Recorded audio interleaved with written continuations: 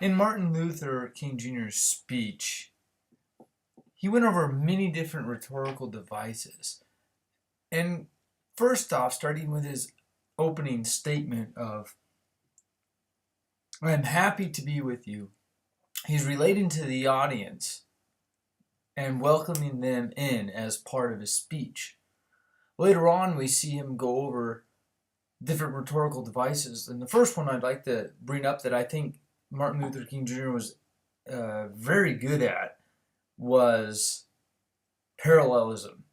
He repeated themes throughout his speech over and over. And I believe that the purpose of this repetition of parallelism was so that the audience could soak it in and remember his dream. Growing up as a child, my dad would always say, "I have a dream, I have a dream." That was something that my own father got from this speech that was recorded nearly 60, 50 years ago. The first parallelism that Martin Luther King Jr. brought up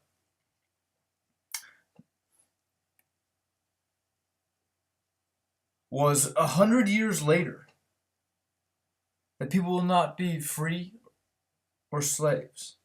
100 years later, there will not be discrimination or poverty. And then another one that he kept repeating is, "Now is the time. This is the time. Now is the time." And also, of course, the most famous, "I have a dream." Now, we also see many metaphors represented in his speech. Some of the metaphors that I thought, especially the one at the end where he is saying, "Let freedom reign. Let freedom reign. Let freedom reign in California. Let freedom reign in Alabama. Let freedom reign in Mississippi. Let freedom reign." And as he repeated that term, "let freedom reign," that metaphor, it was speaking to the audience right where they were at. Whether they were from different states and had traveled to be there, it was bringing freedom to their personal homes and places. We see many autonomies and analogies, and we see several different types of rhetorical devices. Not too many rhetorical questions, but he did pause every now and then and let the information he was saying soak in.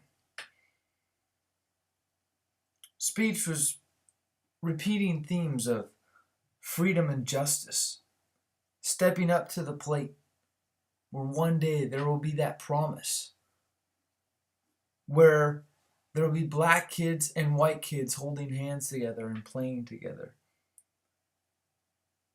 I would say he did a great job at this speech, and it's something that will go down in history and continue to be a statement in America.